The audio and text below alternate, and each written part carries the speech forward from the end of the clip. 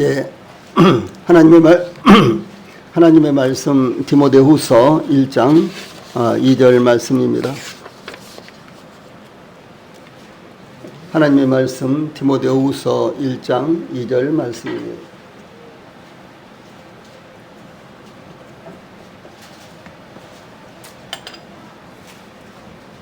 제가 먼저 봉독을 해드리겠습니다. 하나님 아버지와 주 예수 그리스도로부터 은혜와 평강이 너희에게 있을지어다. 아멘. 자, 앞에 보시고 같이 한번 읽읍시다. 시작. 하나님 아버지와 주 예수 그리스도로부터 은혜와 평강이 너희에게 있을지어다. 아멘. 이 사도 바울이 쓴 이 서신서에는 한결같이 이와 같은 인사말이 먼저 나옵니다. 오늘은 이와 같은 인사말을 통해서 하나님께로부터 오는 은혜와 평강, 하나님께로부터 오는 은혜와 평강, 이런 주제로 말씀을 전해드리겠습니다. 이 사도 바울과 실로아노와 디모데는 바울과 실로아노와 디모데는 하나님 우리 아버지와 주 예수 그리스도 안에 있는 데살로니가인의 교회에 편지하노니 이라는 받신인과 수신인을 밝히면서 하나님 우리 아버지와 주 예수 그리스도 안에 있는 데살로니가인의 교회라고 언급하므로 받신인과 수신인의 정체와 하나님 아버지와 그리스도 예수 안에 있는 교회와 성도들의 정체성에 대해서 기록하고 있습니다. 이 사도 바울이 데살로니가 전후서를 기록하면서 제일 먼저 언급한 그리스도 안에 있는 교회와 성도들의 정체성을 밝힌 것은 이 문제가 그리스도인의 신앙의 기초이며 우리 교회와 우리 성도들이 어떤 위치에 있는가가 무엇보다도 중요했기 때문이고 또 지금도 역시 가장 중요한 것입니다. 이어서 사도 바울은 하나님 아버지와 주 예수 그리스도로부터 은혜와 평강이 너에게 있을지어다 이렇게 인사를 하고 있는데 이 인사는 모든 사람들이 추구하는 것으로 기도요 축복인 것입니다. 그러므로 사도 바울의 첫 인사에 나오는 그리스도 안에 있는 은혜와 평강이 무엇인지 상고하므로 저희들도 그리스도 안에서 참된 은혜와 평강을 얻고 누리게 되기를 바랍니다. 본문을 통해서 제일 먼저 은혜와 평강의 출처가 어디로부터인가 라는 말씀이 나타나고 있습니다. 사도 바울은 하나님 아버지와 주 예수 그리스도로부터 은혜와 평강이라고 언급하므로 은혜와 평강의 출처가 어디인지 먼저 밝히고 있습니다. 그것은 곧 하나님 아버지와 주 예수 그리스도로부터 은혜와 평강이 온다는 것을 의미를 합니다. 이 사도 요한은 율법은 모세로 말미암아 주신 것이요 은혜와 진리는 예수 그리스도로 말미암아 온 것이라 이렇게 요한복음 1장 17절에서 증거하고 있습니다. 하나님 아버지와 주 예수 그리스도로부터 해서 하나님 아버지는 존재하는 모든 것의 근원이 되십니다. 이 하나님께서는 아브라함에게 너는 복의 근원이 될지라 창세기 12장 2절 말씀이죠. 이렇게 말씀하셨고 또 야고보서 1장 7절에서는 온갖 좋은 은사와 온전한 선물이 다 이로부터 빛들의 아버지께로부터 내려오나니 그는 변함도 없으시고 회전하는 그림자도 없으시니라 이렇게 말씀하고 있고 그리고 하나님을 가리켜서 생수의 근원이라고 예레미야 2장 13절 17장 13절에서 증거하고 있습니다. 또한 하나님은 하늘과 땅을 창조하셨으며 세상을 창조하셨습니다. 욥은 그가 홀로 하늘을 펴시며 바다 물결을 밟으시며 북두성과 삼성과 묘성과 남방의 밀실을 만드셨으며 측량할 수 없는 큰 일을 셀 수 없는 기이한 일을 행하시느니라. 욥기 9장 8절로 10절 말씀에서 이렇게 증거하고 있습니다. 이 세상에 존재하는 모든 것 우주와 그리고 하늘과 땅에 이 존재하는 모든 것들을 하나님께서 만드셨다라고 이렇게 선언하고 있습니다. 성경에서 제일 먼저 말씀하시는 것은 창세기 1장 1절에 태초에 하나님이 천지를 창조하시니라 라는 말씀입니다. 태초에 즉 제일 처음에 아무것도 존재하기 이전에 하나님께서 천지를 창조하셨다라고 하는 사실입니다. 다윗은 이 사실을 가리켜서 시편 24편 1절에서 땅과 거기 충만한 것과 세계와 그 중에 거하는 자가 다 여호와의 것이로다 라고 이렇게 증가하고 있고, 이 아삽도 시편 50편 10절로 12절에서 이는 삼림의 짐승들과 천산의 생축이 다 내 것이며 산의 새들도 나의 아는 것이며 들의 짐승도 내 것이미로다. 내가 가령 줄여도 내게 이르지 않을 것은 세계와 거기에 충만한 것이 내 것이미로다. 이렇게 찬양을 했습니다. 이 아삽의 이와 같은 증거와 같이 바로 하나님께서 모든 것을 다 지셨고 모든 것들을 소유하고 계신다라고 하는 사실입니다. 아브라함은 100세가 되어서 자기 몸이 죽은 것 같았고 그의 아내 사라의 태도 죽은 것과 같았을 때, 그때까지 아브라함과 사라 부부에게는 자식이 없었습니다. 그런데 하나님께서 아브라함을 이끌고 밖으로 나가셔서 하늘을 우러러 무뼈를 셀 수 있나 보라. 또 그에게 이르시되 내 자손이 이와 같으리라. 창세기 15장 5절 말씀이죠. 이렇게 말씀하셨습니다. 이 아브라함이 100세가 되었을 때, 그리고 사라의 몸도 이미 죽은 것 같았는데 하나님께서 이렇게 말씀을 하셨습니다. 그런데 그 후 1년이 지나자 아브라함의 아내 사라는 이삭을 낳았습니다. 이 사실에 대해서 로마서 4장 17절에서는 기록된 바 내가 너를 많은 민족의 조상으로 세웠다 하심과 같으니 그가 믿은 바 하나님은 죽은 자를 살리시며 없는 것을 있는 것으로 부르시는 이시니라. 이렇게 증가하고 있습니다. 이와 같이 하나님은 죽은 자를 살리시기도 하시며 또한 존재하지 않은 것을 마치 존재하는 것처럼 존재하게 하시는 분이시다라고 증가하는 것입니다. 또 사도 요한은 예수님에 대해서 요한복음 1장 2절로 3절에서 그가 태초에 하나님과 함께 계셨고 만물이 그로 말미암아 지은 바 되었으니 지은 것이 하나도 그가 없이는 된 것이 없느니라. 이렇게 증거했습니다. 이 사도 바울도 고린도서 1장 15절로 17절에서 자 아래에 있는 말씀 같이 읽어봅시다. 시작. 그는 보이지 아니하는 하나님의 형상이시요 모든 피조물보다 먼저 나신 이시니 만물이 그에게서 창조되되 하늘과 땅에서 보이는 것들과 보이지 않는 것들과 혹은 왕권들이나 주권들이나 통치자들이나 권세들이나 만물이 다 그로 말미암고 그를 위하여 창조되었고 또한 그가 만물보다 먼저 계시고 만물이 그 안에 함께 서느니라. 이렇게 증가하고 있습니다. 그러므로 주 예수님에 대해서 요한계시록 1장 8절 그리고 여러 구절에 비슷한 말씀들이 나오는데 주 하나님이 가라사대 나는 알파와 오메가라 이제도 있고 전에도 있었고 장차 올 자요 전능한 자라 하시더라. 이렇게 증가하고 있습니다. 이게 주 하나님이 가라사대, 이 말씀은요 예수님을 가리키는 것입니다. 성부 하나님이 아니라 성자 하나님 예수님을 가리키는 것입니다. 알파와 오메가는 신약 성경에 기록된 헬라어 문자의 첫 글자와 끝 글자입니다. 우리 그런 기업부터 히읗까지 있죠. 그러듯이 알파와 오메가 이렇게 헬라어 글자는 이 신약 성경이 헬라어로 기록이 됐죠. 근데 그 첫 글자가 알파요, 끝 글자가 오메가입니다.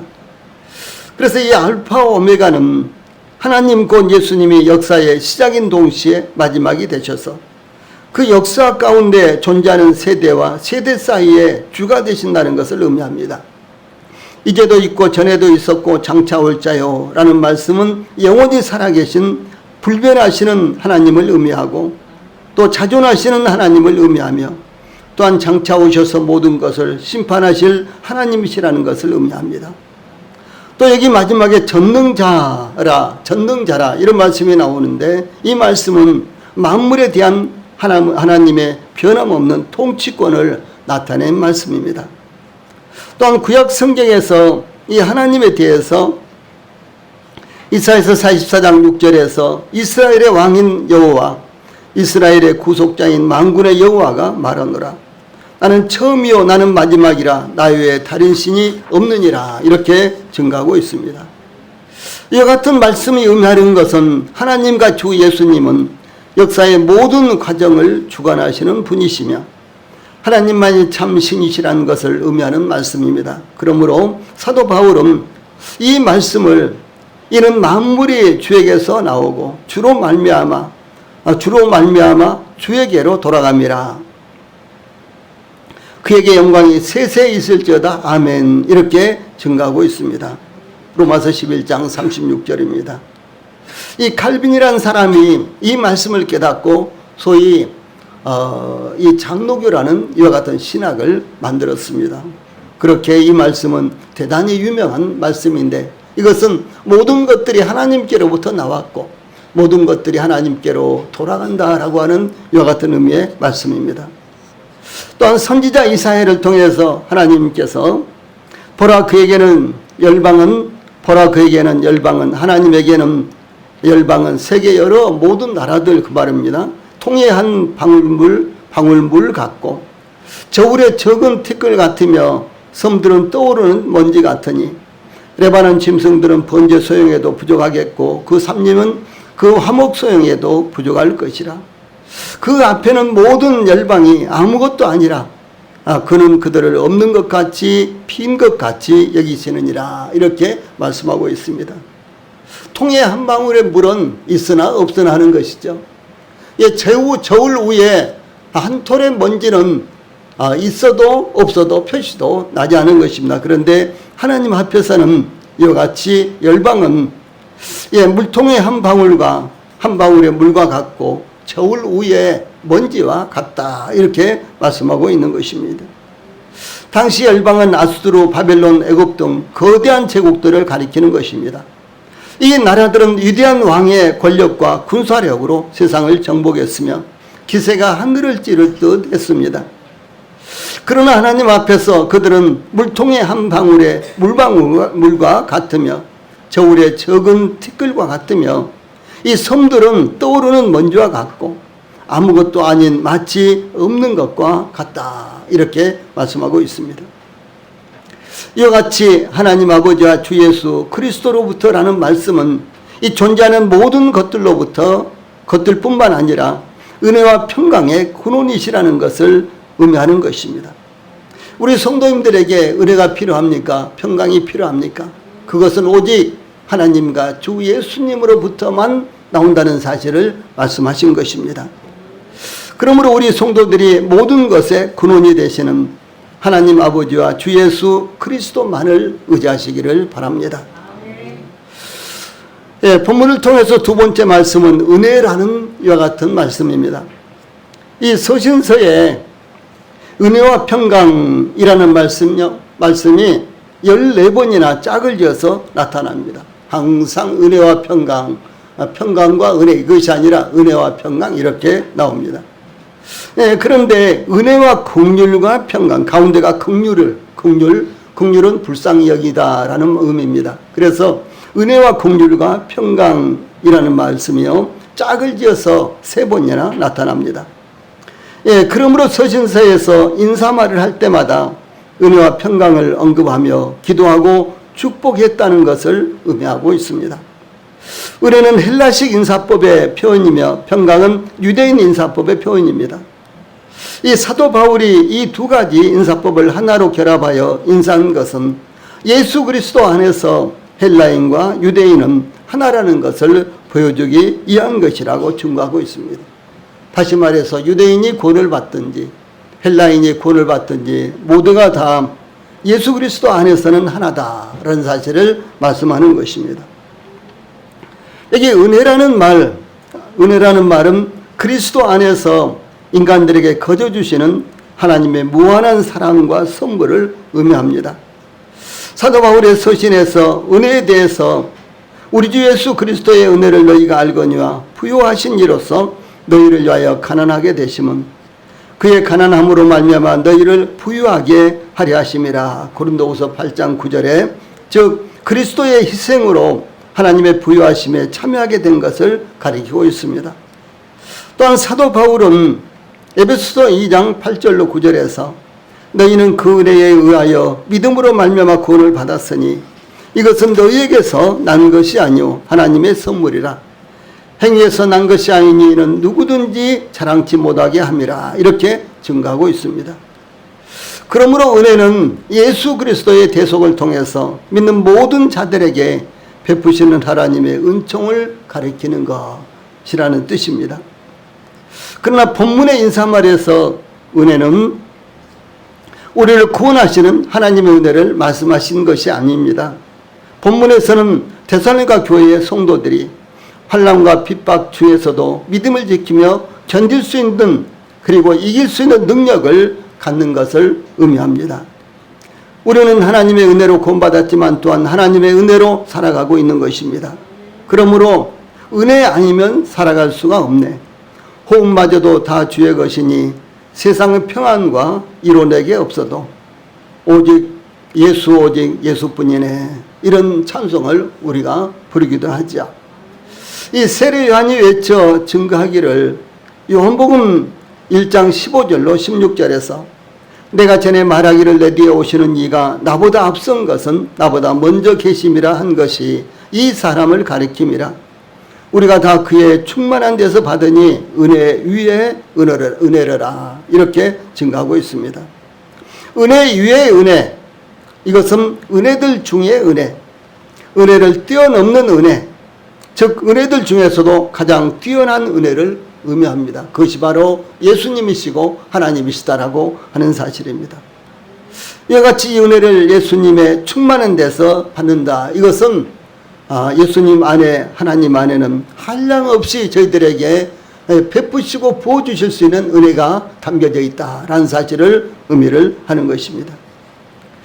야곱이 하란에 애삼촌 라반의 집에서 20년을 보낸 후에 가나안 땅 아버지 집으로 돌아올 때 야뽕 나루 앞에서 이제 천사를 만나서 하나님을 만나서 씨름을 하지요. 그때 야곱이 이렇게 고백합니다. 창세기 32장 9절로 10절 말씀, 위에 있는 말씀 같이 읽어봅시다. 시작. 내 조부 아브라함의 하나님, 내 아버지 이삭의 하나님 여호와여, 주께서 전에 내게 명하시기를 내 고향 내 족속에게로 돌아가라. 내가 내게 은혜를 베풀리라 하셨나이다. 나는 주께서 주의 종에게 베푸신 모든 은총과 모든 진실하심을 조금도 감당할 수 없사오나 내가 내 지팡이만 가지고 이 요단을 건넜더니 지금은 두 때나 이루나이다. 이렇게 기도하고 하나님 앞에 자백을 하고 있습니다. 그러므로 야곱은 하나님께서 자신에게 베푸신 모든 은총과 진실하심을 조금도 감당할 수 없다. 이렇게 고백한 것입니다. 사실 저희들에게 베푸신 하나님의 은혜, 그것도 저희들은 감당할 수가 없는 것입니다. 저희들이 무엇이간데 이 한반도에서 그리고 이런 시기에 태어나게 하셨을까요? 만약 100년 전에 저희들이 태어났다면 어떻게 됐을까? 참 아찔하지요. 제가 아주 어렸을 때, 2살, 3살 때요. 전염병이 한번 동네에 이렇게 들어오면은 저희들과 함께 날마다 만나서 놀던 이런 꼬마 친구들이 아주 여러 명 죽어나갔어요.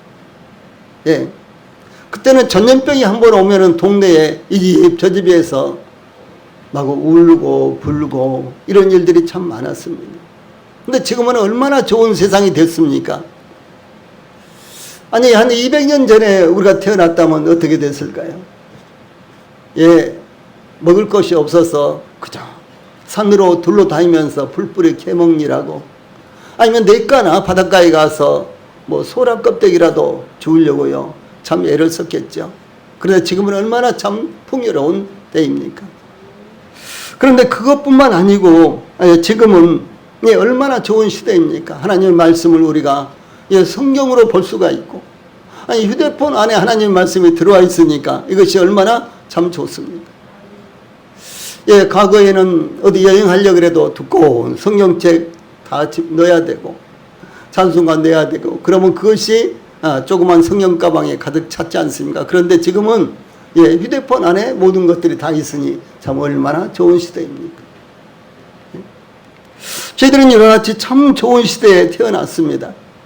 예, 그래서 배고프지 않고 아주 넉넉하게 살 수 있는 이와 같은 시대에 태어났습니다. 사실 이와 같은 것만 생각을 해도 저희들이 하나님의 은혜 정말로 감당할 수 없다고 하나님 앞에 그렇게 고백하지 않을 수가 없지 않습니까? 아니, 지금 태어났다고 할지라도 저희들이 아프리카에서 태어났다면은, 예, 중동의 저 이슬람 국가에서 태어났다면은 얼마나 불행한 이와 같은 생애를 살다가, 그리고 하나님도 모르고, 예, 누군가가 복음을 전파해도 그것이 무슨 소리인지도 모르고 살다가 세상을 떠나지 않겠습니까? 그런데 하나님께서 저희들에게 베풀어 주신 이와 같은 은혜, 이와 같은 은총, 참으로 저희들로서는 감당할 수가 없는 것입니다. 이 솔로몬이 다윗을 이어서 왕이 된 후에 열왕기상 3장 6절에서 이렇게 고백합니다.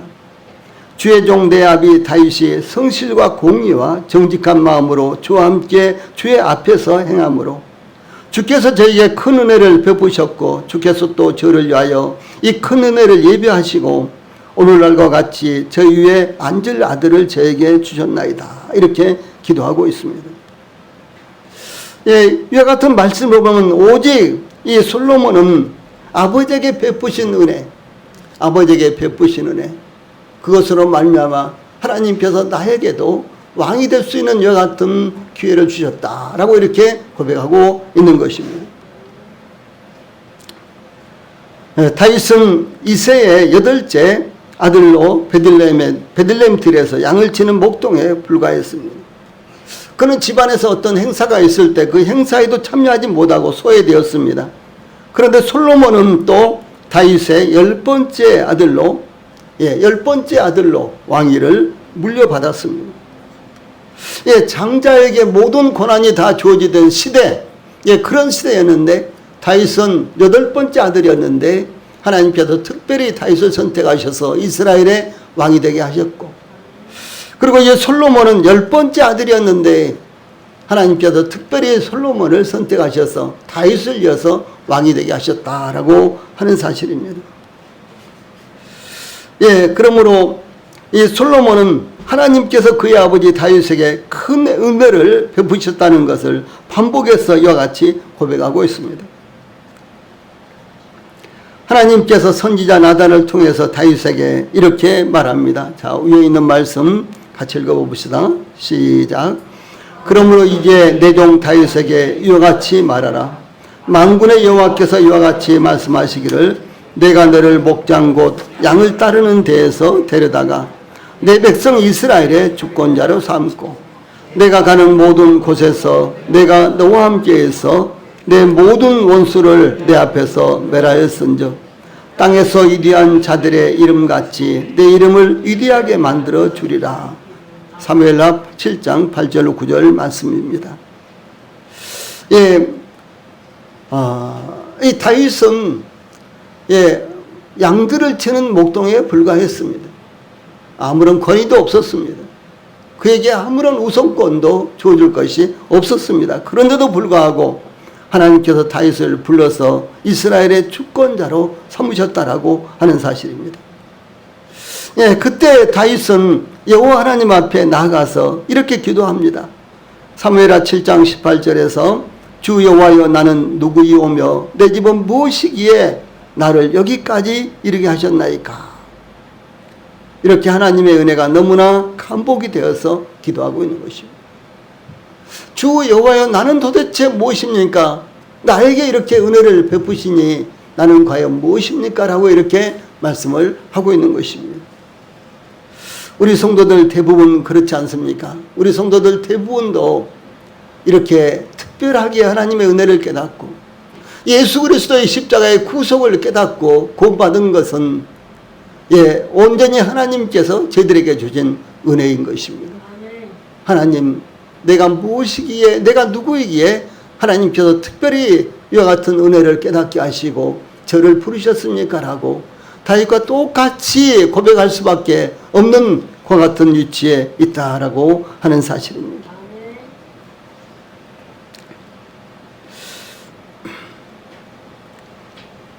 저도 시골에서 태어났기 때문에 어렸을 때 보면은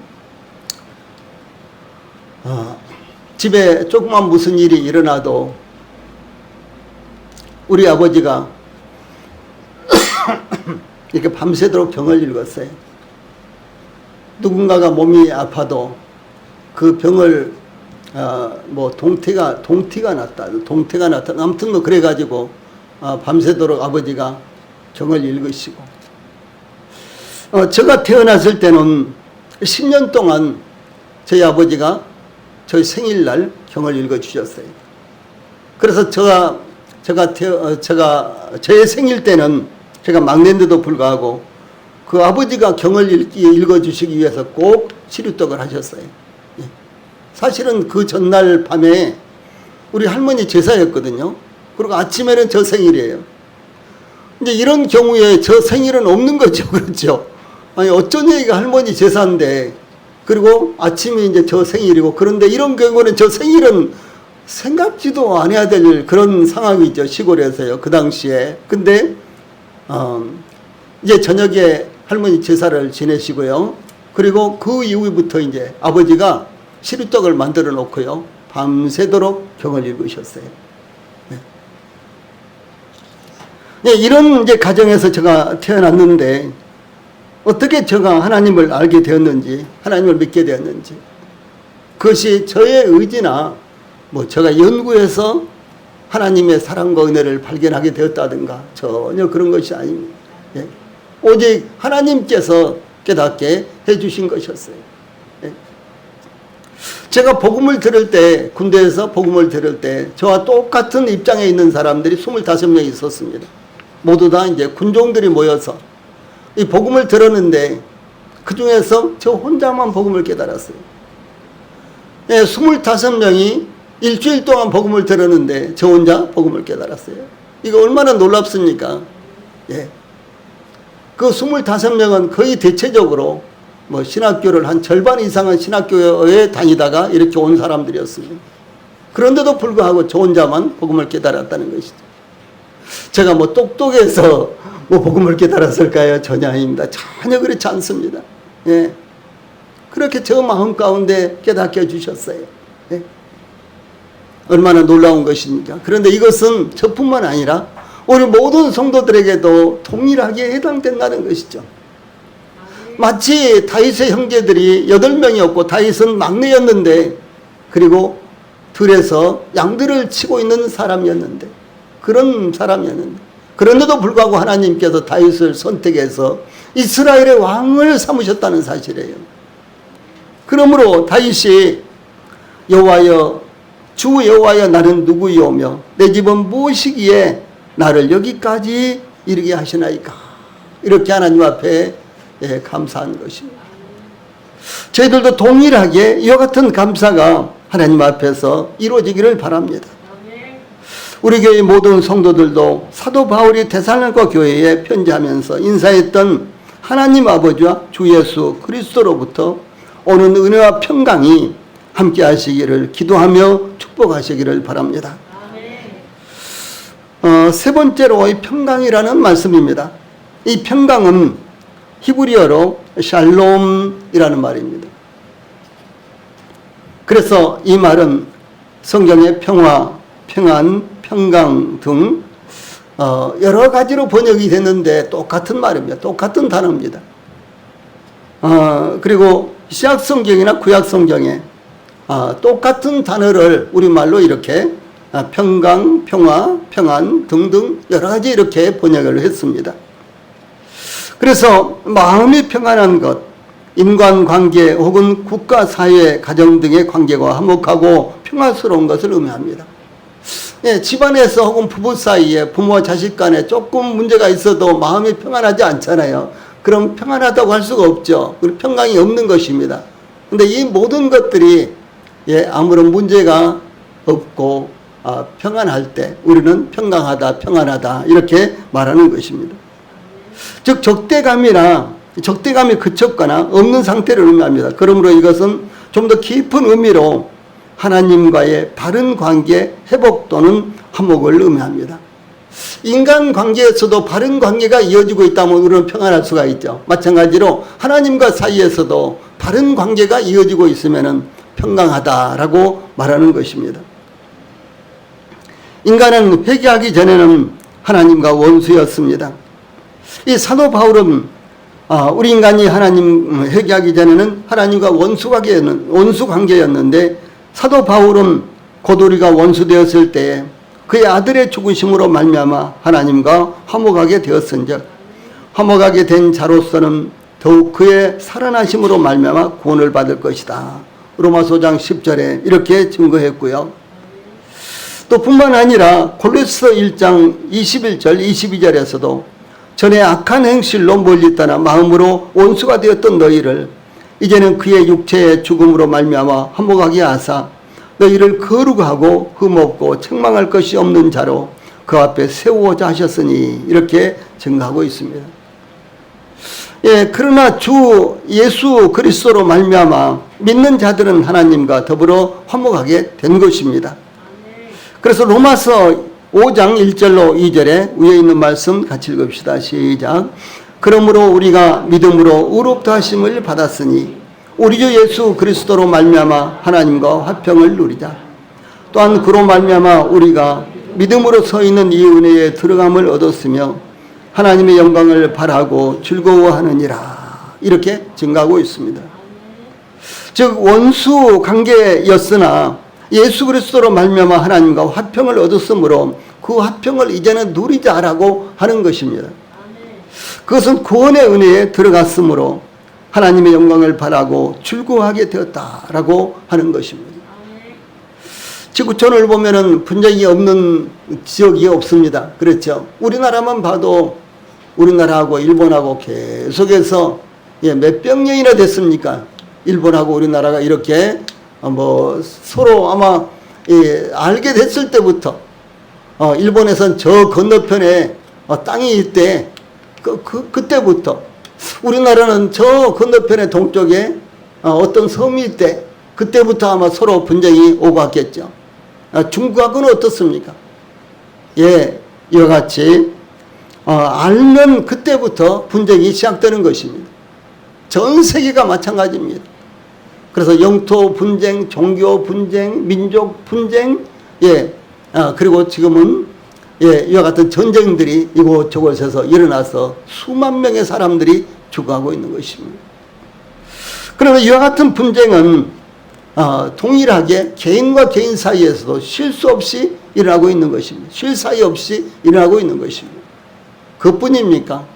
개인적으로요, 마음 가운데도 이렇게 할까 저렇게 할까 하면서 마음 가운데도 얼마나 분쟁이 계속되고 있는 것입니다. 이 마음 가운데 있는 분쟁이 이웃과의 분쟁이 되고 이것이 국가와 사회와의 분쟁이 된다라고 하는 사실입니다. 그래서 이 세상에는 분쟁이 쉴 수가 없는 것입니다. 그리고 이 세상에서는 참된 평안, 평강을 도저히 찾을 수가 없는 것입니다. 그러나 이 본문에서는 이 사도 바울이 하나님 아버지와 주 예수 그리스도로부터 은혜와 평강이 너희에게 있을지어다 라고 인사한 것은 구원의 은혜를 의미하는 것이 아니었듯이 구원받음으로 화평하게 되었다는 것을 의미하는 것이 아닙니다. 여기 사도 바울의 인사에 언급된 화평은 구원받은 그리스도인이 하나님께서 그 택하신 자들을 위해서 예배 주신 영원한 복을 바라보며 이 세상에서 누려야 할 화평을 의미하는 것입니다. 다른 말로 하면요, 우리 그리스도인들은 항상 마음이 그리스도 안에서 화평해야 된다라고 하는 사실입니다. 만약 우리 마음이 화평하지 못한다면 그것은 그리스도 안에서 문제를 안고 있는 것입니다. 하나님과 예수 그리스도를 통해서 오는 은혜와 화평을 우리가 누리지 못하고 있다라고 하는 사실을 반영하는 것입니다. 이 화평의 반대말은 불화입니다. 불화는 다툼과 분쟁으로 나누는 것, 나누어지는 것을 의미합니다. 그러나 하나님은 하나님과 사람 사이를 하나로 합하기 위해서 예수님을 세상에 보내셔서 십자가에서 우리의 죄값을 대신하게 하셨습니다.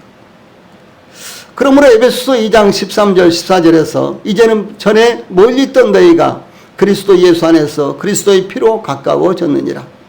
그는 우리의 화평이시니라. 둘로 하나를 만드사 온수된 것 곧 중간에 막힌 담을 자기 육체로 하시고 라고 이렇게 증가하고 있습니다. 그리스도는 우리의 화평이십니다. 하나님께서 솔로몬에 대해서 이런 말씀을 하셨습니다. 역대상 22장 9절에서 한 아들이 내게서 나리니 저는 평강의 사람이라. 그래서 이 솔로몬은 예수 그리스도를 묘사하고 있는 이와 같은 인물입니다. 저는 평강의 사람이라. 내가 저로 사면 모든 대적에게서 평강하게 하리라. 그 이름을 솔로몬이라 하리니 이는 내가 저의 생전에 평안과 안정을 이스라엘에게 줄 것임이니라. 이렇게 말씀하신 것처럼 주 예수님은 평강 즉 화평의 사람이십니다. 예수님은 둘로 하나를 만드셨으며 둘 사이에 막힌 담을 십자가에서 자신의 육체로 헐어버셨는데 이 둘은 하나님과 저희를 의미하고 이 말씀에서는 이방인과 유대인을 여기서 실질적으로 말하는 것입니다.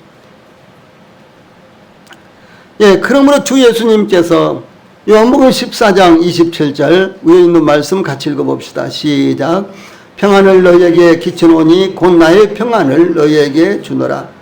내가 너희에게 주는 것은 세상이 주는 것 같이 아니하리라. 너희는 마음에 근심하지도 말고 두려워하지도 말라. 이렇게 말씀하셨습니다. 주 예수님이 우리의 화평이시며 우리에게 평안을 주시는 분이십니다. 그러므로 하나님께서 아론과 그의 아들들 제사장들이 여호와 하나님의 이름으로 이스라엘을 향해서 다음과 같이 축복하라고 지시했습니다. 자, 아랫박스에 있는 말씀 시작. 여호와는 내게 복을 주시고 너를 지키시기를 원하며 여호와는 그의 얼굴을 내게 비추사 은혜 베푸시기를 원하며 여호와는 그 얼굴을 내게로 향하여 드사 평강 주시기를 원하노라. 이 말씀 이번 주에 같이 암송을 해봅시다. 식탁 위에나 벽에다가 이렇게 써서 붙이시고 그리고 들며 날며 늘며 나며 계속해서 읽으십시오. 혹시 암송을 못하더라도 이 말씀을 주야로 계속해서 우리 성도들이 보이는 곳에 붙였다가 주야로 계속해서 읽을 수 있기를 바랍니다. 여호와는 내게 복을 주시고 너를 지키시기를 원하며 여호와는 그의 얼굴을 내게 비추사 은혜 베푸시기를 원하며 여호와는 그의 얼굴을 내게로 향하여 드사 평강 주시기를 원하노라. 아멘. 예, 아멘입니다. 예, 우리 모든 성도들에게 이와 같은 하나님의 복이 항상 넘치도록 부어지고 항상 부어지기를 원합니다. 이 사도 바울도 필립보 교회를 향해서 아무것도 염려하지 말고 오직 모든 일에 기도와 간구로 너희 구할 것을 감사함으로 하나님께 아뢰라. 그리하면 모든 지각에 뛰어난 하나님의 평강이 그리스도 예수 안에서 너희 마음과 생각을 지키시리라. 이렇게 공고했습니다. 모든 지각에 뛰어난 하나님의 평강이 그리스도 예수 안에서 너희 마음과 생각을 지키신다는 것입니다. 또한 골로새 3장 15절에서는 그리스도의 평강이 너희 마음을 주장하게 하라. 평강을 위하여 너희가 한 몸으로 부르심을 받았나니 또한 너희는 감사하는 자가 되라. 또 데살로니가 후서 3장 16절에서는요. 평강의 주께서 친히 때마다 일마다 너희에게 평강을 주시기를 원하노라. 주는 너희 모든 사람과 함께 하실지어다. 이렇게 공고하면서 기도했습니다.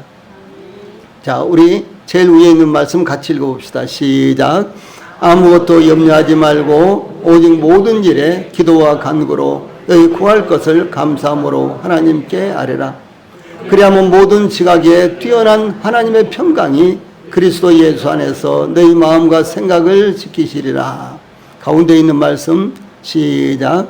그리스도의 평강이 너희 마음을 주장하게 하라. 평강을 위하여 너희가 한 몸으로 부르심을 받았나니 또한 너희는 감사하는 자가 되라. 제일 아래에 있는 말씀 시작. 평강의 주께서 친히 때마다 일마다 너희에게 평강을 주시기를 원하노라. 주는 너희 모든 사람과 함께 하실지어다. 아멘. 예, 그러므로 우리 성도들도, 성도들의 마음도, 또 모든 환경도 하나님의 평강이 주장하게 되시기를 바랍니다.